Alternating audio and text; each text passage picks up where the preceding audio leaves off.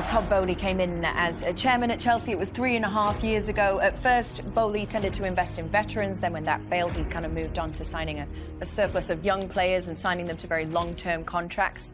That Boehly system does have its critics. Last season, though, it did seem to pay off to some extent with some trophies and a return to the Champions League. So I guess we're interested in your guys' thoughts on it. Let's start with the critics first. Do you like it, yes or no? Put your point across. Your critics. You didn't even... Go on. He said, we should said critics, so let's start with the critics. Wow. You don't like the system, and I will debate you.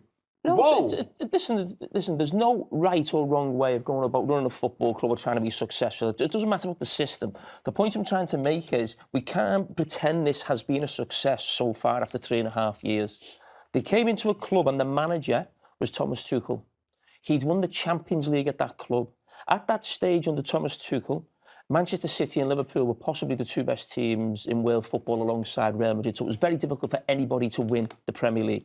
But Chelsea were the third best team. It wasn't Manchester United, it wasn't Arsenal, it was Chelsea. They then changed that manager. OK, they then take a team who are very close to competing and winning the biggest trophies like they did in the Champions League, and then go and spend, what have we spent? £2 billion. OK? They are no closer, they are further away than what that manager was doing 3.5 years ago in terms of competing with the top teams in the Premier League. They're further away, having spent £2 billion. They've had to bend the rules, or break the rules, if you like, around PSR in England, in terms of selling the women's team to themselves. It didn't break the rules, but listen, we know it wasn't... It's clever, right? Yeah, OK, other teams are doing it now, but... So that proved it wasn't going well. They've been fined by UEFA, I think, twice already as well. So that, again, tells you things aren't exactly running smoothly. Yeah, but there've been progress, haven't they? In what way? If you finish in the league in his first season 12th, and then you finish 6th, and then you finish 4th, and then you win the Club World Cup, and then you win... Chelsea, it doesn't matter what 12, we're talking about. Jesus. We're talking about where they are now. If we're talking about progress, yes, he spent a lot of money, but there has been progress. You can't see that. They beat one of the best teams in Europe. Well, the best team in Europe in PSG. They did it ever so well. I'm not saying Chelsea are going to win the Premier League, but I can see just stop progress. there. You know, you're saying Chelsea are not going to win the Premier League. Let's not forget where Chelsea have come from. Chelsea are a winning machine. Okay. Since Abramovich came in 20 years ago, Man United have been a winning machine. Man United, in this period of the last 6-7 years, have spent an awful lot of money. 13 years. Man United have basically finished 16th or 17th, 15th, 16th, 17th last year, and now nowhere near the Champions League. So if you go back and say, OK, 12, progress, 6, OK, I agree with you in Poch. I think there was building something special there. I didn't think they need to change the manager, but Maresca's come in. How many managers they had already? But that doesn't matter, though. That doesn't matter because he's looking for success. And if you're saying progress, yes, OK, in terms of, you mentioned a way of doing it. At this moment in time, Man City and Arsenal and Liverpool have got a better squad than Chelsea. You talk about doing something, you mentioned the word that they've been fined. So you're insinuating that they've done something wrong. I actually think... Not insinuating, it's a fact. No. OK. You're insinuating they've done something wrong. I think it's very clever the way Chelsea have done their business, spread contracts over 7-8 years, and you only have to pay, say, 10 million. Say, let's take Mudryk. It's a bad example, but in terms of the deal, they had to spread the deal over an 8-year period. So you don't pay... So that was a success, that deal? I'm saying the way they structured the deal was a success. Do you think they've ended up with an oversaturated squad, though, Micah? I think their squad isn't as good as the rest of the teams I'm talking about in the Premier League. I think they could buy more quality, but João Pedro has been a good signing. Kittens did well at Dortmund, and if you look at what they're trying to do, they're trying to buy young players who, if we talk about the players out, Chelsea are very good at selling on an asset because they buy them young, they've still got value, and look at the fees here. Madueke, $66.6 million. We go down Nkunku, yes, he had an injury. They made over $1 million in income, yeah. Exactly. I just think Chelsea are going about it a different way. Whether you agree with it or not. Are Chelsea here to transfer players or to win trophies?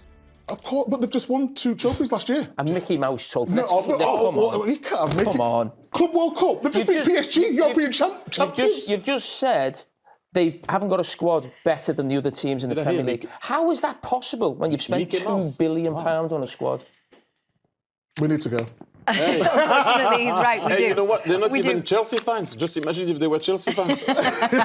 Well, how do you follow a Premier League winning season? If you're Liverpool manager Arne Slot, then you do it by making some big changes. Let's take a look at the ins and outs for Liverpool then over this summer transfer window. We can tell you that it broke down to a net spend of $335 million, by far the biggest spenders in this transfer window. Did the extent to which they bought surprise you, Thierry?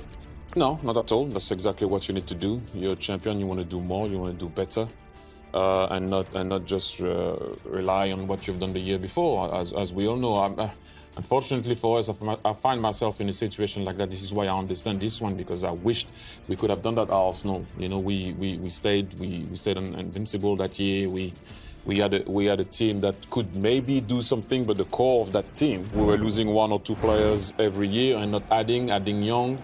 So I understand what Liverpool is doing. And by the way, the amount of games that you have now, the amount of competition that you have now, you need to at least have a player that's going to come and replace the other one as good as the guy that's on the field. That's just normal. And you adapt at the top, not when you fall. So that's where you need to stay. And they're trying everything to make sure that they can stay at the top, like the Man United did for a very long time, adding players to the core. I think everyone's very excited. Liverpool supporters have been screaming for the Liverpool hierarchy to do this in past summers. Certainly when there was another manager involved, Jurgen Klopp, they've gone and got out there and bought the real deal in terms of Wirtz and Isak, especially huge amounts for them.